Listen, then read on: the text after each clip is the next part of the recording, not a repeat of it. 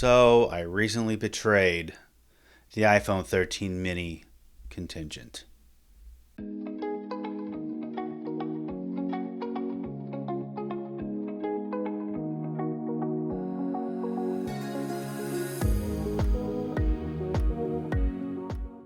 So how did I betray it? Well, I changed my phone from a 13 mini to a 17 base model. The deal that was on the 17, what they offered for only $800 was so good that I could hardly pass it up. Plus, I had an old iPhone 12 Pro Max sitting around, so I was able to knock the $800 down to $570, which was like almost as much as I paid for the 13 mini. So I'm like, okay, this is the time to do it. I know the 17 is 4 years newer than the 13, and that as time goes by, the 13 is going to get harder and harder and harder to use, whereas the 17 will not. And there was so many cool features on the 17, I figured, okay, if I'm going to change, now's the time to change. I think in addition to those, the money and what you get for it, another reason was when I installed iOS 26 on my 13 mini, that was a mistake. I shouldn't have done that. I think if I hadn't done that, I might not have been so interested in the 17 because the 13 on version 18 was still working fine. But nevertheless, I did it. I started looking at the 17s, and here we are. So are you thinking about making this kind of change too? I'm gonna, in this video, what I want to do is just kind of do an easy compare and contrast. I'm not going to read a spec sheet. I mean, we've all read the spec sheets. I'll just kind of point out things that jump out to me, just a regular user of tech. Things that I like about it, things that I don't like about it. And then maybe we'll take the cameras outside and do some video tests just to kind of compare and contrast the two phones. All right, let's get started. So here's our two phones. This is the 17. This is the 13 mini. Size-wise, I mean, you can tell right off the bat that how much bigger the 13 is, or the 17 is.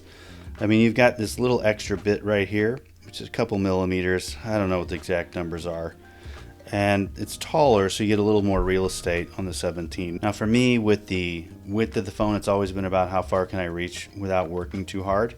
And you can see on the 17 I can get from down here all the way up to here without too much problems. Let's see, oh yeah, I can shop. So that's good. On the 13, I can really get in there real good. I can get up one extra row.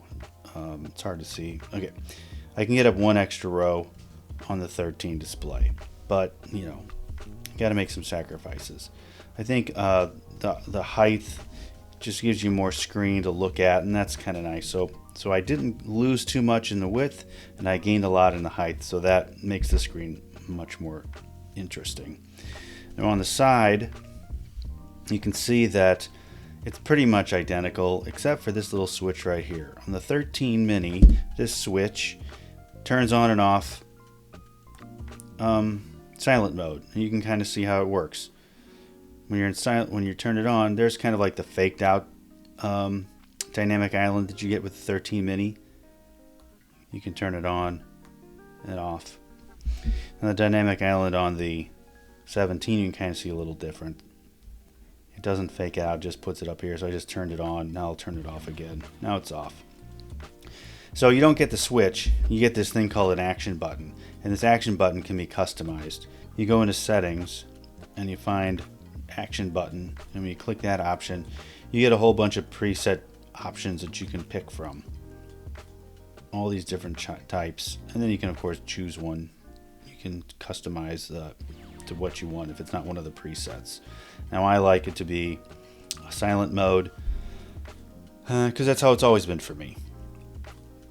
Another interesting thing on here is on this side, you've got the on-off button on each phone, the screen on and off. On the 17 you get this extra camera button. So when you hold the camera like this or the phone like this, you can just by double clicking it and take your picture. Now, by default, one press will get you into camera mode. I changed it to double click because I found like every single time I picked up the phone, I'd press this button, turn on camera mode, or take a picture or video is really annoying. So there's a setting you can double click, change it to a double click. So that's better. On the 13, you have this little thing right here. It looks like an action button, but it's not. It's just a kind of a window for the 5G antenna. On the back, you know, obviously the cameras are structured a little different. This isn't any different from the 16. In fact, this phone really looks like an iPhone 16. The other obvious thing that has been changed is the ports on the bottom. You move from the Lightning port to a USB-C. Now I find the USB-C is going to be so much nicer because everything I own is USB-C, and making the phone USB-C is going to be fine. Alright, so what I'm going to do next is take these outside and just do some quick videos of cinematic mode and see how different they are. Okay, here's the front-facing camera of the iPhone 17. It's in cinematic mode, as you can tell, because it's kind of blurry behind me. This can record in 4K 30 for cinematic mode on the 17, and yeah, I think it looks pretty good. So this is the front-facing camera on the iPhone 13 mini. It's in cinematic mode, but it can't really do 4K 30. It can only do 1080p 30, but I think on YouTube you probably can't really tell the difference. So I think it looks pretty good. It records the audio in stereo, not the 3D, but you know, that's okay. It's a car. Okay, here's the rear camera on the iPhone 17, also in cinematic mode. I don't know. The other interesting thing about the iPhone 17 is that it records in spatial audio, so I guess it's you get some more of a 3D effect if you're playing the video back on with the right speakers. So let's put the 13 mini on, which doesn't do spatial audio, only stereo, and see if there's any real noticeable difference. I think I hear an owl.